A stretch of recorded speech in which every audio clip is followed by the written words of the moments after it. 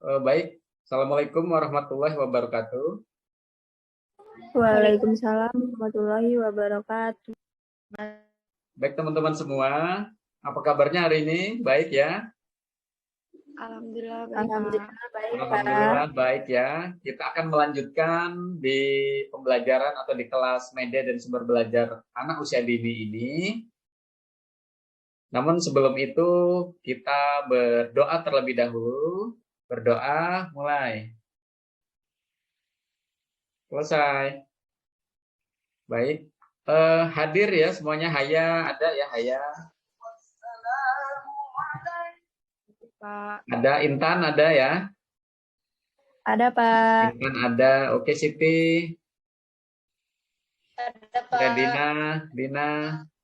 Hadir, Pak. Ridi Sartika. Hadir, Pak. Ya, Zahra Orin.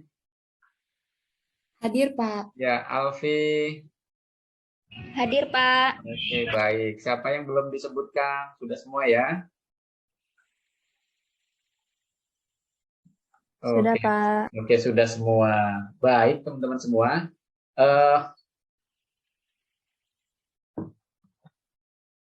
Kita dibekali oleh Allah Subhanahu wa taala mata. Kita dibekali oleh Tuhan Yang Maha Esa ya, Allah Subhanahu wa taala telinga, dua mata ya, satu mulut untuk berkomunikasi, dua mata untuk melihat, dua telinga untuk mendengar ya. Persentase dari mata, telinga, dan mulut itu berbeda-beda. Nah, teman-teman melihat TV, mendengar radio, kemudian apa yang dilihat mampu diceritakan. Apa yang didengar mampu diceritakan. Ya. Nah, sekarang kita mau melihat pengalaman belajar berdasarkan teori dari Edgar Dale yang meliputi pendengaran, penglihatan, kemudian ucapan. Namun sebelum itu ada pertanyaan menarik nih, mudah-mudahan teman-teman bisa menjawab semua ya. Di handphone teman-teman itu yang biasa dipakai itu bisa dikatakan media dan sumber belajar tidak? Bisa, Pak. Bisa, bagus. Siapa tadi yang jawab? Kaisa ya? Oke. Bagus Kaisa ya. Nah, sekarang pertanyaan lanjutan. Kalau itu bisa dikatakan media dan sumber belajar, apa yang dimaksud dengan media dan sumber belajar itu? Mudah-mudahan masih ingat apa yang disampaikan sebelumnya. Ayo Kaisa, apa? Media itu apa sih?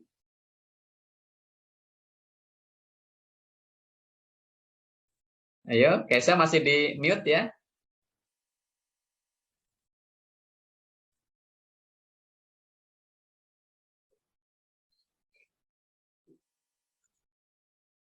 Ayo apa Kaisa? Media itu sebuah alat yang bisa digunakan untuk pembelajaran, Pak. Sebuah alat yang bisa digunakan untuk pembelajaran, bagus ya. Sudah mulai memahami dan mampu mengingat dengan baik ya. Coba teman yang lain nih, sumber belajar itu apa ya? Mbak Dina nih, apa Mbak Dina sumber belajar itu apa Mbak? Sumber belajar itu Iya. bisa dari handphone, terus lingkungan, Oke, orang. terus ya. Oke, baik. Jadi klasifikasi sumber media itu misalnya orang, lingkungan gitu ya. Iya, oke baik. Nah, sekarang sudah mulai mengingat ya, apa itu media, apa itu sumber belajar, kemudian contoh-contohnya juga tadi sudah mulai disebutkan. Nah, sekarang kita mau lihat nih. Kita mau lihat pengalaman belajar Edgar Dale dari piramida yang ada. Terlihat, teman-teman? Terlihat, Pak. Di sana ada kemampuan pengingatan atau apa yang Anda ingat. Kemudian di sebelah kanan apa yang Anda dapat.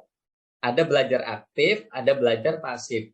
Nah, kalau belajar pasif itu membaca, mendengar, melihat gambar, hingga melihat demonstrasi, itu persentasenya ya, itu 10% dari apa yang dibaca, 10% dari apa yang didengar, 50% dari apa yang Anda lihat, kemudian lakukan gitu ya, melihat pameran, melihat demonstrasi, kemudian apa yang didapatkan, bisa menjelaskan, membuat daftar dan sebagainya.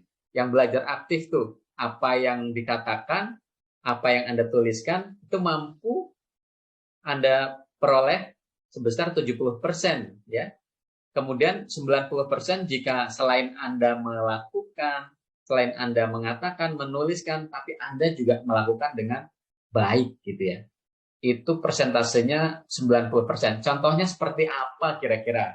Ini, Zahra melihat contoh di TV tentang media pembelajaran, kemudian dia pulang, apa yang dia lihat itu dan dia dengar itu langsung dipraktikkan cara membuat alat permainan edukatif. Nah, artinya dia sudah mampu mulai mencipta dan mengadopsi dari apa yang dia lihat dan dia dengar. Nah, itu. Makanya praktik itu penting setelah belajar teori ya. Jadi apa ya media itu?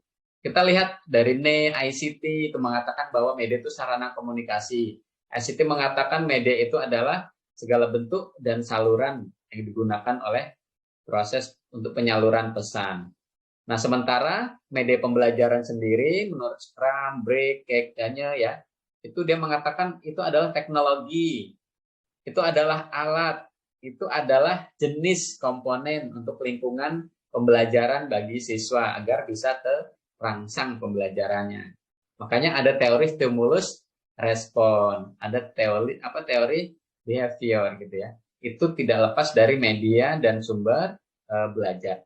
Nah, ada perbedaan sedikit antara media, sumber belajar, dan bahan ajar.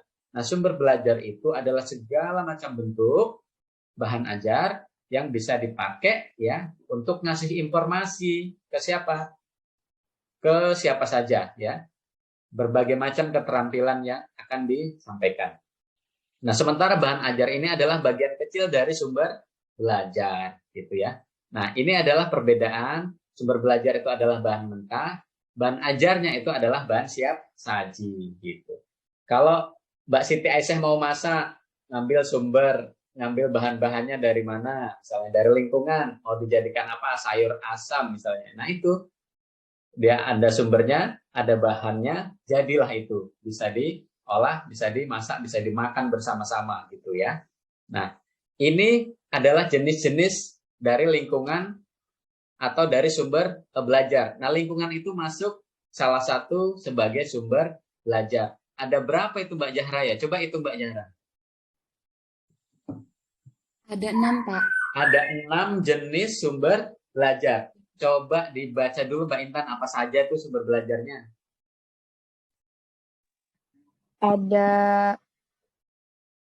Ada pesan, ada orang, ada bahan, ada alat, ada teknik, dan ada lingkungan, Pak. Oke, bagus sekali. Beri aplaus buat kita semua. Ya, oke. Nah, ini Mbak Zahra, Mbak Intan, dan teman-teman semua, ini bisa teman-teman pakai, bisa teman-teman gunakan untuk digunakan dalam kegiatan pembelajaran ya, semua sumber belajar yang disebutkan oleh Mbak Intan tadi. Nah, sekarang siswa nih mau pakai buku, lingkungan, program komputer, teman sebaya, tip, guru. Nah, guru ini paling penting ya, paling penting untuk memberikan informasi. Nah, ini untuk penguatan,